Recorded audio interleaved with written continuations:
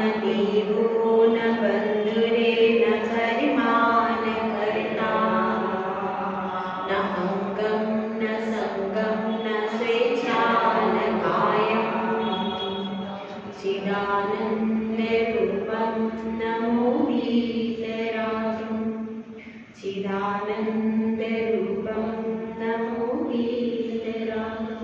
पंच परमेष्ठी भगवान की जय। परम पूज्य आचार्य श्री आदि सागर जी महाराज की जय। आचार्य श्री नारायण कीर्ति महाराज की जय। आचार्य श्री विमल सागर महाराज की जय। आचार्य श्री तप सम्राट सन्मति सागर महाराज की जय। आचार्य गुरु सुंदर सागर महाराज की जय। अहिंसा में विश्व धर्म की जय। जिनवाणी माता की जय।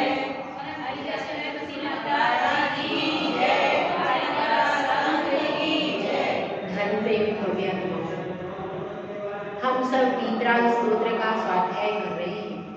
इस स्तोत्र की क्या विशेषता है? इस स्तोत्र की विशेषता क्या है?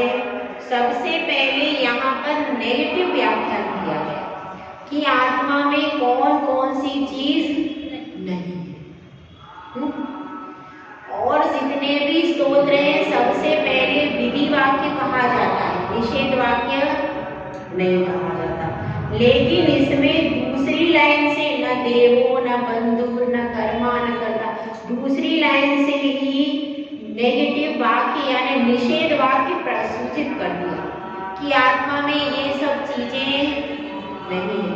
और यह पूरा 8वें तक यही चला है। मतलब पूरा उन्होंने व्याख्या की है, किस हिसाब से की है कि आत्मा में यह वस्तु नहीं है, यह वस्तु नहीं, गुण या गुण की अपेक्षा से नहीं, उसमें दोष नहीं है इस हिसाब से भी। क्योंकि देखिए दोनों प्रकार से कथन हो सकता है, या तो गुण की अपेक्षा से कथन किया जाता है और एक तो विभाव परिणति की अपेक्षा से भी कथन होता है और एक स्वभाव परिणति की अपेक्षा से कथन होता है। तो ये संसारी जीवों में ये सारी चीजें हैं जो इसमें आई हैं। सिद्ध भगवान में तो है ही नहीं, लेकिन संसारी जीवों की अपेक्षा से यहाँ पर कथन किया है कि ये सारी चीजें जो संसारी जीवों में बराबर दिख रही है वह किसमें नहीं है? आत्मा में। क्योंकि अब तक हम आत्मा इन्हीं चीजों को मान करके बैठे। किन चीजों को? कभी उसको देव मान लिया, कभी मित्र मान लिया, कभी कर्ता मान लिया, कभी अंग उपांगों के अनुसार मान लिया। इस प्रकार से अनेक प्रकार से हमने आत्मा को मान रखा है। तो वे सारी धारणाओं को निर्मूल करने के लिए, निराधार करने के लिए यहाँ पर उपदेश दिया गया है। और अब यहाँ पर अंतिम कारिका आ रही है।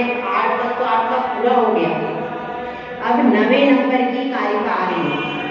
आत्मा राम गुणाकरम गुणनिधिम चैतन्य रत्नाकरम सर्वे भूते गतागते सुख दुखे ज्ञाते त्वयि सर्वगे त्रैलोक्याधिपते स्वयं स्वमनसा ध्यायन्ति योगीश्वरा वन्दे तं हरिवंश हर्ष हृदयं श्रीमान् हृदाभ्युद्धतम्।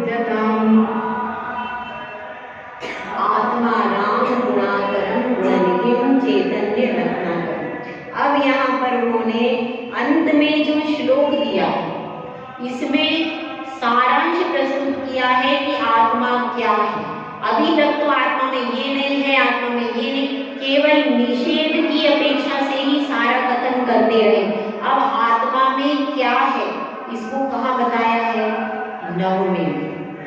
9वें श्लोक में इन्होंने बताया है कि सर्वे भूत गता गते स्वयं दुख दुखे ज्ञाते त्वयि सर्वज्ञ। जो सर्वज्ञ भगवान है उनके ज्ञान में क्या क्या चलता? भूत मतलब अतीत और आगत यानी भविष्य, भूत भविष्य और वर्तमान की समस्त पर्यायों को युगपद जानते हैं और सुख दुख को भी जानते हैं। उन भूत भविष्य और वर्तमान की पर्यायों में सुख दुख भी हो रहा है कि नहीं? सुख दुख की परिणति जो निरंतर चल रही है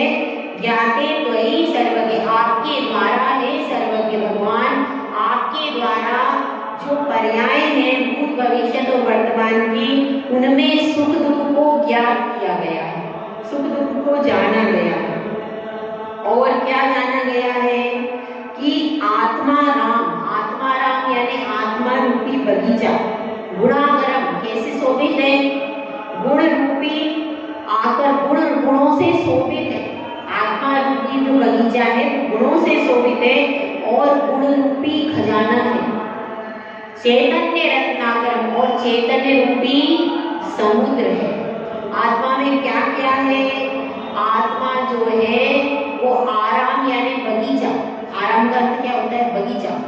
तो आत्मा एक बगीचा है जिसमें गुण रूपी फूल है, खजाना है, चेतनता का समुद्र है।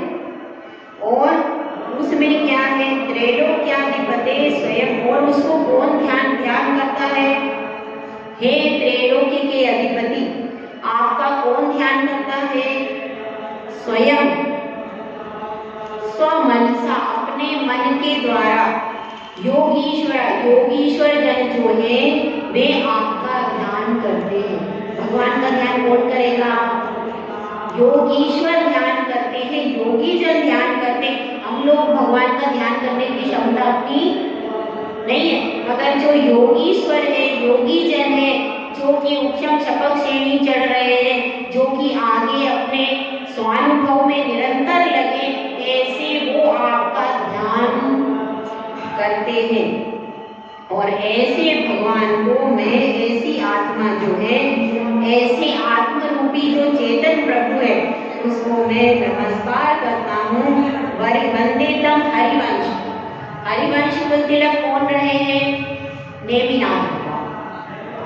तो यहाँ पर नेमिनाथ भगवान का नाम लिया गया है कि आपने हरिवंश को हर्षित किया और वो मेरे हृदय में विराजमान हो जाए।